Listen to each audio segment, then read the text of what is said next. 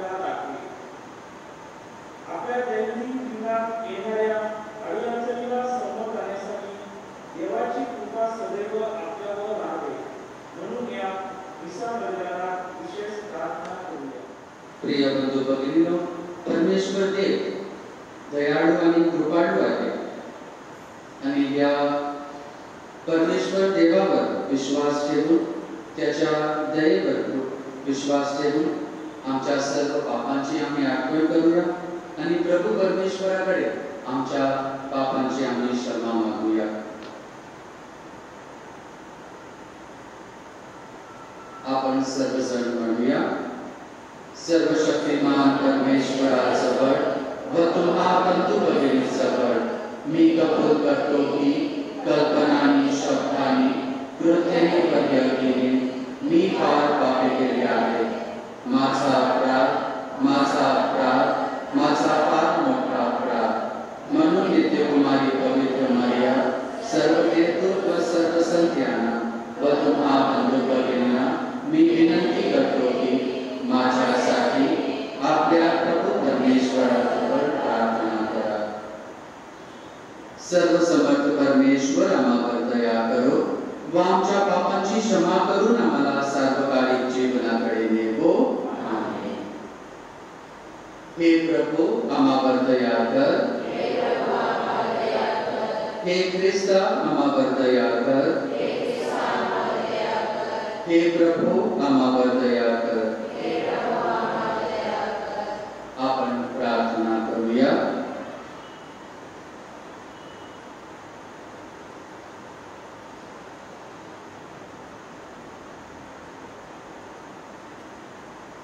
सर्वसमर्थ व दयाळू परमेश्वरा, विश्वाचा राजा, तुझा पुत्र येशू ख्रिस्त याच्याद्वारे तू अनिष्ट शक्तींचा बिमोड करतोस व सर्व वस्तूंना नवजीवन देतोस। स्वर्गातील व पृथ्वीवरील सर्वांनी तुझ्या वैभवाचा जयघोष करावा व तुझे अखंड स्तवन करावे म्हणून त्यांना सहाय कर।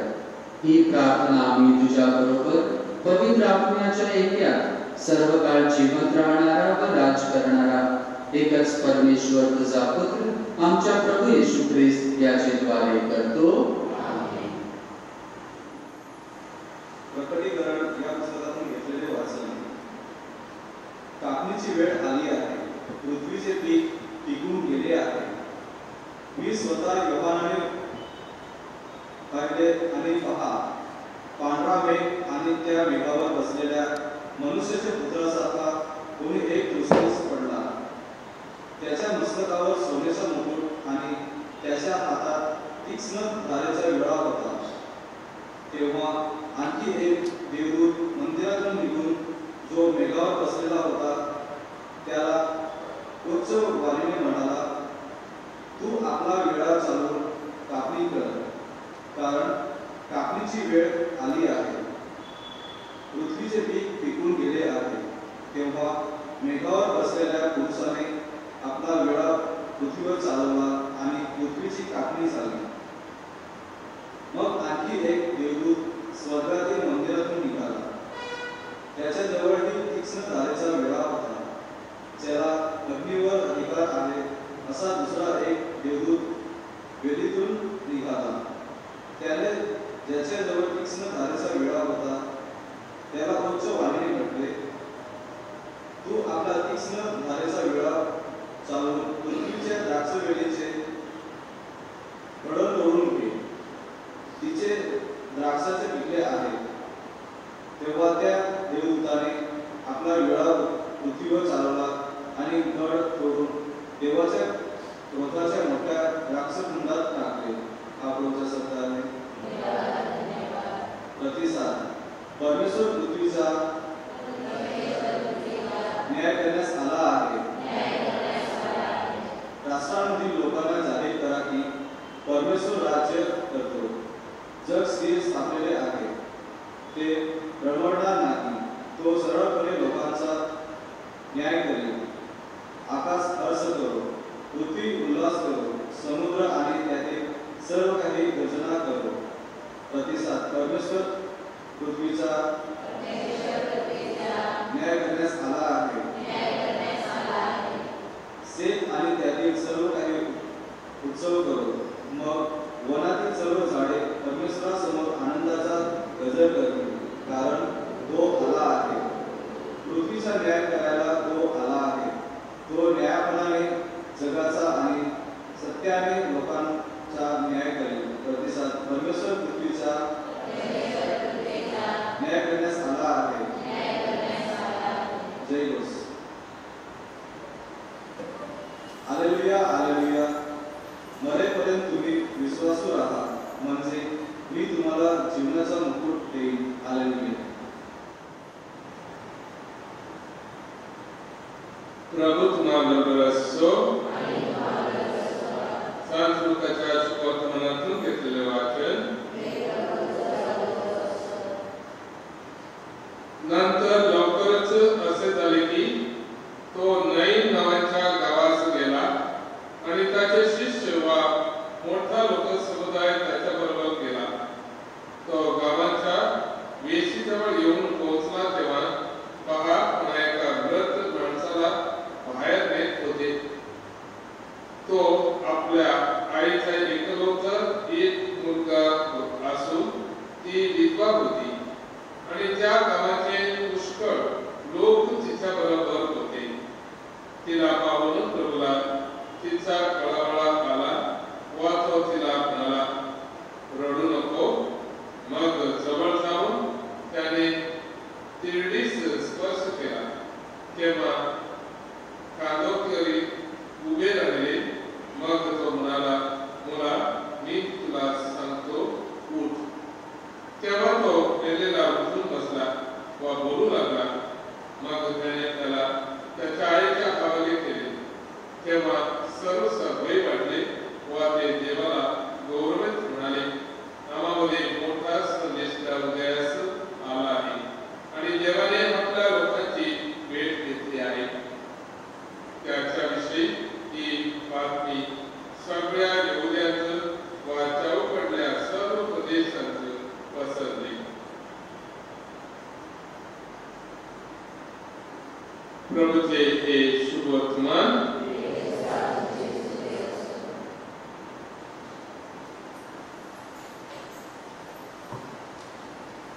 माझ्या प्रिय बंधू, काही वर्षी एक घटना घडलं होता आणि ते घटना पण असे होतं, आईने वडिलांनी चांगलं करून पाळलेला मुलगा अचानक एक दिवस मोटरसायकल घेऊन जात असताना रस्त्यावर तिथे ऍक्सिडेंटला तो सापडतो आणि ऑन द स्पॉट तो मरण पावतो.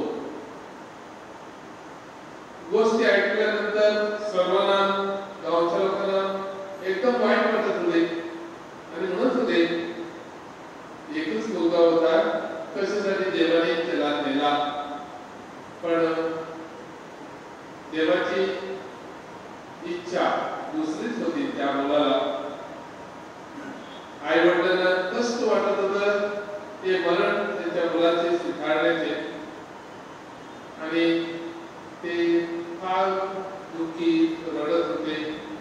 पुष्कळ लोक येऊन त्याला सन्मानित करत होते. पुष्कळ लोक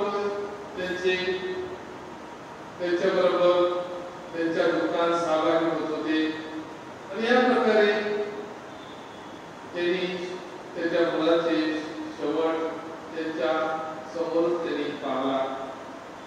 त्यांना फार दुःख वाटतो आणि पुष्कळ लोक त्याला संतोष करतात आणि म्हणतात देवाची इच्छा आहे, ती देवाची इच्छा पूर्ण व्हायला पाहिजे. आपल्याला माहित नाही देवाची इच्छा काय आहे आणि देवाचे आयोजन काय आहे, दरेक माणसाला ते आम्हाला माहित नाही.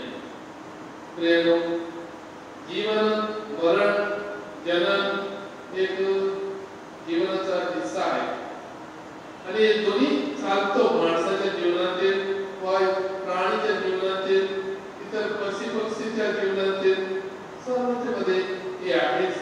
जन्म मरण आहे आणि मरण म्हणत असताना आपल्याला दुःख वाटतो, जन्म म्हणत असताना आपल्याला आनंद वाटतो आणि आम्ही ते आनंद साजरा करतात. ते माणसाच्या नजरेने माणसाच्या विचाराने कसे आहे. पण प्रवेश खास करून म्हणतो जेव्हा मरण हे नष्ट नाही होतो, मरणाद्वारे पुनरुत्थान आम्ही आनंदित झाले पाहिजे. कसं की त्याला देवाने आपल्या घरात स्वीकारलेले आहे, तसे विश्वास आहे. आणि यांचे सुख संदेश आपल्याला खास करून पाहायला गेलं तर एकलौकिक मुलगा नवरा पहिलाच तिथं मरण पावलेला आणि तो पण मरण पावला. आईचे दुःख आईचे संकट हे कोणीच विचार करू शकत नाही, तिलाच माहीत. जे दुःख ते संकट ते विलाप तिच्या जीवनाचे सहन करते तिलाच माहीत आणि ते नष्ट तिलाच माहीत. कसं की तिने त्याला 9 महिने घेऊन ती दिलेली होती, त्याला लहानपासून वाढवलं होतं, तिच्या मांडीवर तो खेळला होता. ही आठवण त्या आईला मुलगा जेव्हा मरतो ही विचार येतो, तरी मूल तिला महत्वाचे आहे. आणि त्यासाठी आम्ही पाहतो आईचे सुख संदेश आपल्याला खास करून प्रवेश ख्रिस्तावर पण हे दुःख वाटतो, ते कळवळ वाटतो आणि त्याला जिवंत उठवायचे ते विचार करतो आणि जिवंत त्याला उठवतो. पण थोडं अगोदर आम्ही पाहूया जे लोक तिथे जमलेले आहेत असे सांगतात यहुद्यांच्या प्रकारे जे लोक तिथे रडायला त्यांना पैसे देत होते, रडल्यानंतर मरण्याच्या नंतर त्यांना पैसे देऊन घरी पाठवत होते, असे नियम होते. आणि कोण तिथे मित्र आणि पडोसी लोक असेल ते पण रडत असेल, म्हणजे मोठा लोकसमुदाय रडत जात आहे. आणि ते आपण पाहतात त्याच्यामध्ये पण तसेच आपल्याला लेविया पुस्तकामध्ये पण अध्याय 21 मध्ये वाक्य 1 ते 12 मध्ये तिथे सांगत आहे हेच गोष्टी कसे करून मेल्यासाठी रडत त्याच्या मागे जातात आणि नंतर त्यांना पैसे देतात. आणि हे आम्ही पाहतात समाजामध्ये होतं, काय काय मोठ्या मोठ्या देशामध्ये होतं हे विचार आणि हे चालतच आहे आधुनिक काळामध्ये पण. पण प्रियनो पाहायला गेलं तर येशू काय पाहतो, जर एक राबी एक गुरु आहे त्याने जाऊन मरणाच्या पेटीला त्या शेव घेऊन जातो तर त्या प्रेतला हात लावू शकत नाही असे सांगतात. म्हणजे लेखक आपले बायबल लेखक असे म्हणतात जर गुरु आहे म्हणजे भारतीय शास्त्रीय आणि जे मोठे मोठे लोक यादक ते हात लावत नव्हते. कसं की ते अशुद्ध मेल्यानंतर तो माणूस अशुद्ध होतो त्यांच्या विचाराप्रमाणे. आणि त्यासाठी प्रभू येशू ख्रिस्ताने जेव्हा हात लावला गावाला त्या मुलाला उठवला हे लोक विस्मित झाले. हा कसा करू शकतो, हा गुरु आहे, हा मोठा आहे, मास्टर आहे, आपण त्याने जाऊन त्या मुलाच्या प्रेतला हात लावून त्याला जिवंत करू शकतो का? कसं ते अशुद्धपण तिथे येतो त्याला पण जो कोण स्पष्ट करत आहे त्याला. पण प्रभू येशू हा विचार नाही करत आहे. प्रभू येशू त्या विचाराच्या पुढे जातो आणि तो त्या चिच्छा त्या दुःखात तो सहभागी होतो, ती कळवळा तो दाखवतो म्हणजे तो त्या दुःखात तिच्याबरोबर सहभागी आहे. एकच मुलगा मेलेला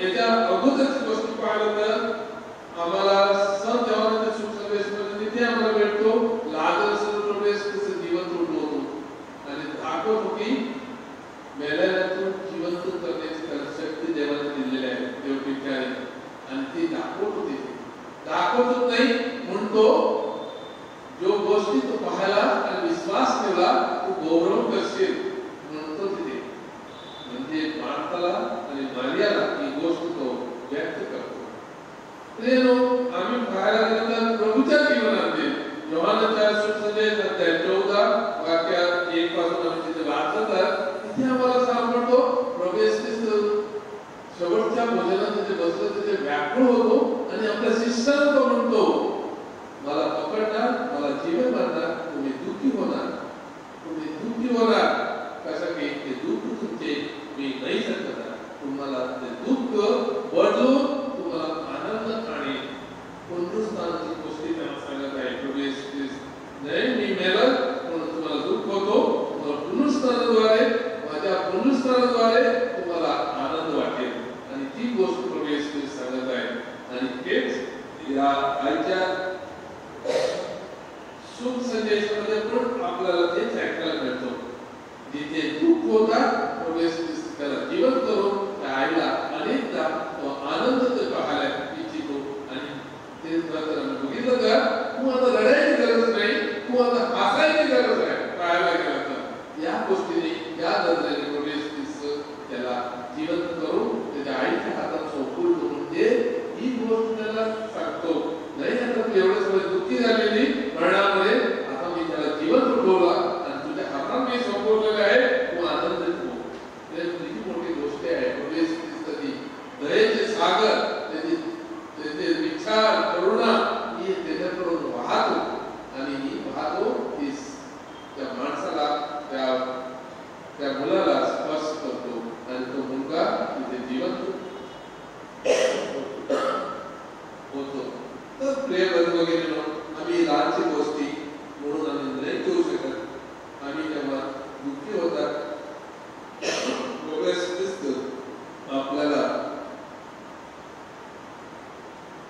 आपल्याला एक विश्वासाची गोष्ट आपल्या मनात घालतो आणि ती म्हणजे पुनरुत्थानाची आणि पुनरुत्थान प्रभू ख्रिस्त या माणसाला जिवंत करून त्या मुलाला जिवंत करून एक नवा जीवन त्या मुलाला देतो ते वरदान तर आपण एक वेळ धनचिंतन करत असताना आपल्याला पुष्कळ वेळ वाटेल दुःख करता वाटेल पण प्रभूचे पुनरुत्थान हे मोठे आहे आणि या रस्त्यावर आपण विश्वास ठेवला तर आपल्या जीवनातील आमचे दुःख दूर होईल आणि आम्हाला आनंद तो प्रभू ख्रिस्त प्राप्त करून देईल तर आपण या विषयामध्ये आपण प्रार्थना करूया आपल्यामध्ये पुष्कळ जण आहेत आजारी आहेत मरण पावलेले आहेत आणि असे पुष्कळ गोष्टी आपल्याला माहीत आहे असं सर्व लोकांसाठी आपण प्रार्थना करूया आणि त्यांच्यासाठी जे दुःख सहन करत आहे खास करून जो कोण एकच लोक आहे गमवलेले आहे त्यांच्यासाठी आपण प्रार्थना करूया त्यांचे दुःख प्रभूने सत्वन करावे आणि त्यांना करुणाची झरा त्यांच्या जीवनामध्ये पाहावे म्हणून आपण या सगळ्यांना प्रार्थना करूया सर्व समुद्रेला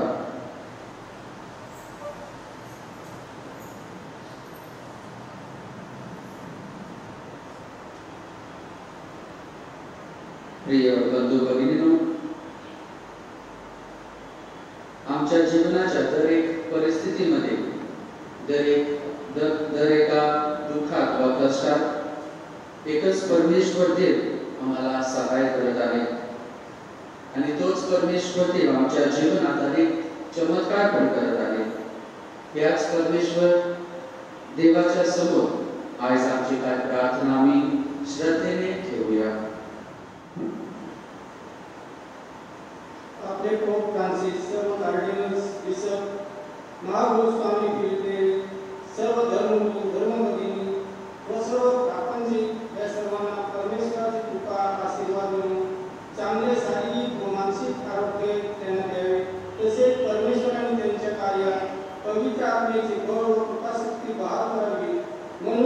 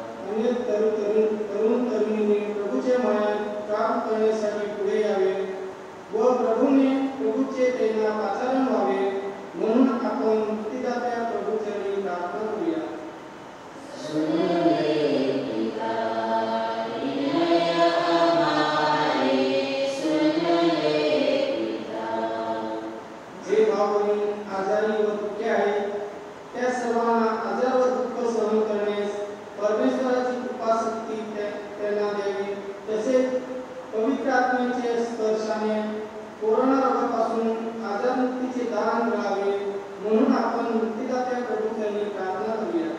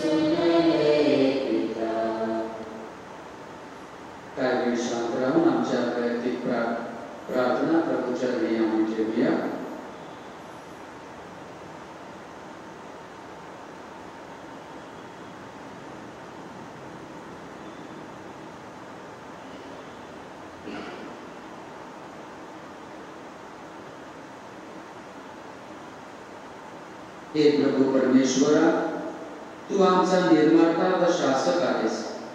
तू आमचे सद्भाग्य आहे. तू अत्यंत उदार आहे. आम्हाला नवजीवन दे व तुझ्यावरील आमची भक्ती वाढव. ही प्रार्थना आम्ही आमच्या प्रभू ख्रिस्ताद्वारे करतो.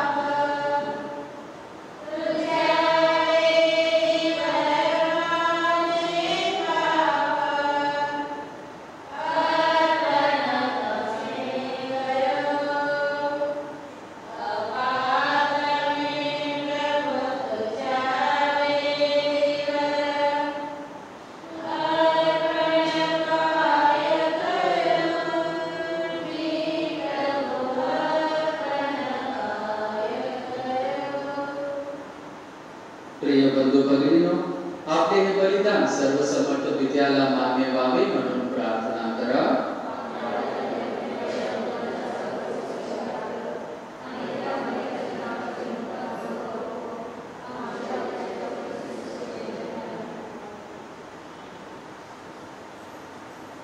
हे प्रभू, तुझ्या पुत्राने ज्या समर्पणाद्वारे मानवाचा तुझ्या बरोबर समेट घडवून आणला, ते समर्पण आम्ही तुला अर्पण केले आहे. या समर्पणाच्या कृपा प्रसादाने या जगात ऐक्याचे व शांतीचे साम्राज्य प्रस्थापित कर. ही प्रार्थना आम्ही आमच्या प्रभू ख्रिस्ताद्वारे करतो. प्रभू तुम्हा बरोबर असो. तुमचे अंतःकरण प्रभूकडे लावा. प्रभू आमचा परमेश्वर याचे आभार मानूया. हे पवित्र पित्या, सर्वसमर्थ सनातन परमेश्वरा, आम्ही तुझे नित्य व सर्व आभार मानावे हे योग्य व तारणदायक आहे. तुझा एकुलता पुत्र आमचा प्रभू येशू ख्रिस्त याला तू सनातन याजक व विश्वाचा राजा म्हणून पवित्र तेलाने अभिषिक्त केलेस। याजक म्हणून त्याने क्रूसाच्या वेदीवर आपल्या प्राणाचे अर्पण केले आणि शांतीदायक आशा या एक व परिपूर्ण बलिदानाने सर्व मानव प्राणाचा उद्धार केला। सत्य व जीवन, पवित्रता व कृपा, न्याय, प्रीती व शांती याने परिपूर्ण असे सनातन व सर्व व्यापक राज्य तुला म्हणजेच आपल्या सर्व समर्थ पित्याला सादर करता यावे म्हणून सर्व सृष्टीवर त्यांनी आपले राजपद स्थापित केले आणि म्हणून स्वर्गीय दरबारातील दूतांच्या सर्व गायक वृंदाच्या निरंतर गुणगानात सामील होऊन आम्ही तुझा गौरव गातो। पवित्र पवित्र पवित्र प्रभू सर्वसमर्थ परमेश्वर, स्वर्ग आणि पृथ्वी तुझ्या वैभवाने भरले आहे। परम स्वर्गात जयजयकार, प्रभूच्या नावाने येत आहे तो धन्य, परम स्वर्गात जयजयकार। प्रभू तू खरोखर पवित्र आहेस, सर्व पवित्राचा तू उगम आहेस।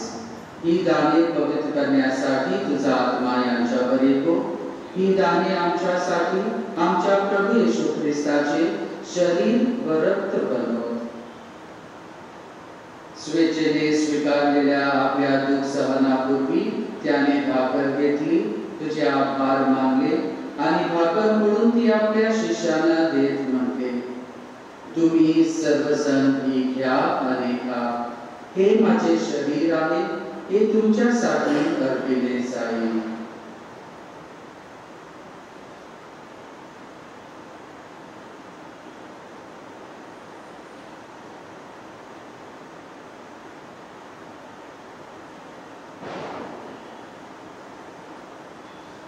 भोजन झाल्यानंतर त्याने प्याला घेतला, पुन्हा तुझे आभार मानले व तो प्याला आपल्या शिष्यांना देत म्हटले, तुम्ही सर्वजण हा घ्या व त्यामधून प्या, हा माझ्या रक्ताचा प्याला आहे, नव्या व शाश्वत कराराचे हे रक्त आहे, हे तुमच्या व साऱ्या मानवाच्या पाप क्षमेसाठी सांगण्यात येईल, हे माझ्या आठवणीसाठी करा।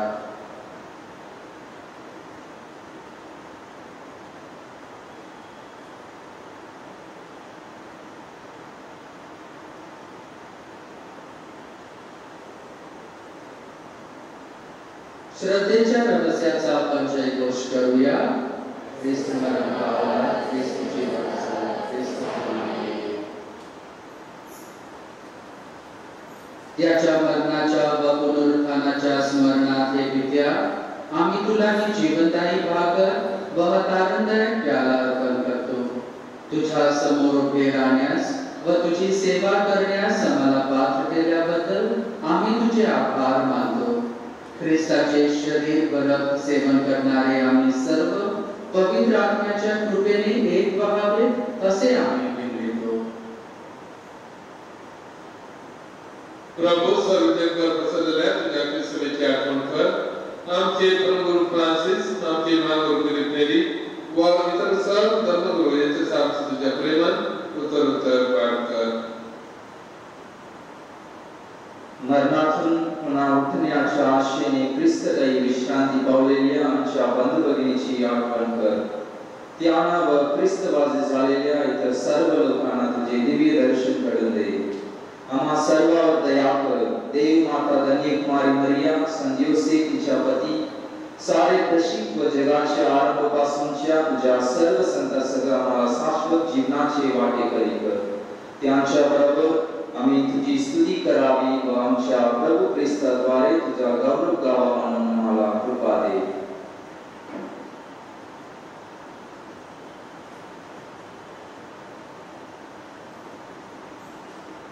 ख्रिस्ताद्वारे, ख्रिस्तासह, ख्रिस्ताखाली पवित्र आत्म्याच्या ऐक्यात हे सर्व समर्थ पित्या, तुझा सन्मान व गौरव सदा सर्वदा हो।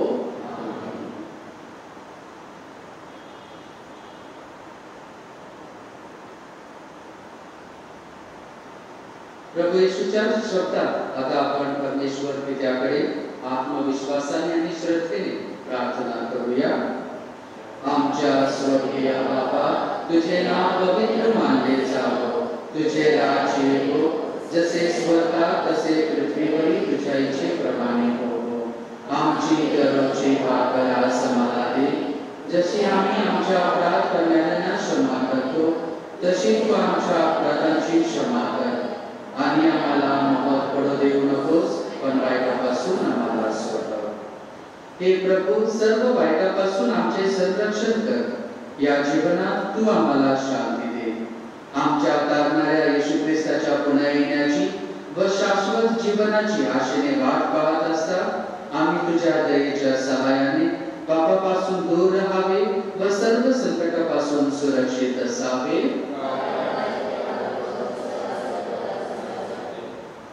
हे प्रभू येशू ख्रिस्ता, तू आपल्या प्रेषितास म्हणालास, मी तुम्हासाठी शांती राखून ठेवतो, मी माझी शांती तुम्हास देतो.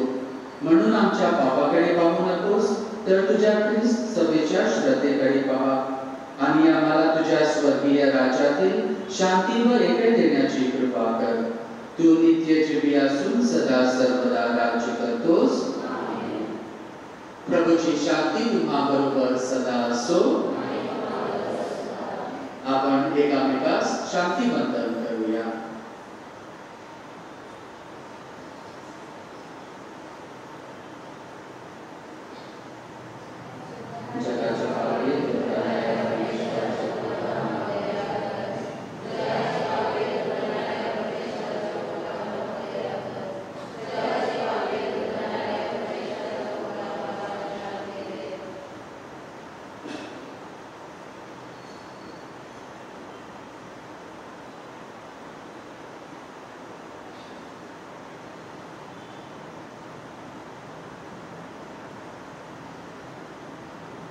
जगाची पापे दूर करणारे हे देवाचे कोकुर बाबा, याच्या भोजनास बोलवण्यात आलेले आपण सर्वजण धन्य.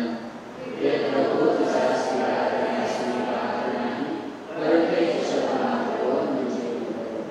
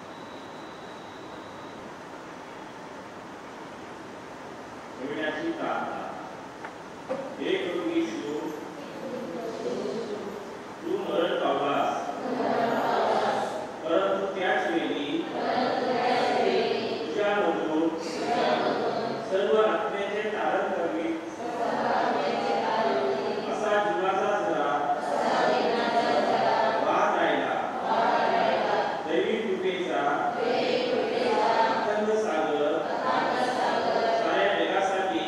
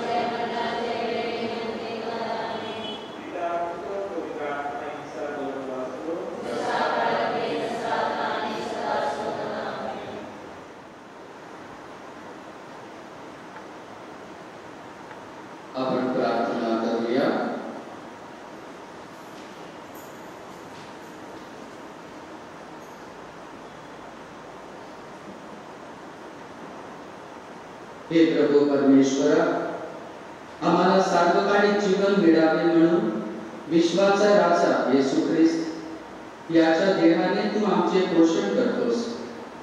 त्याच्या सुवार्तेच्या संदेशाप्रमाणे आचरण करण्यास व सार्वकालिक जीवन प्राप्त करून घेण्यास आम्हाला सहाय कर. तो सर्वकाळ जिवंत राहतो व राज्य करतो. प्रभू तुम्हा बरोबर असो. आणि सर्व समर्थ परमेश्वर पिता पुत्र आणि पवित्र आत्मा तुम्हास आशीर्वाद देवो. जा ख्रिस्ताच्या शांतीने तुम्हा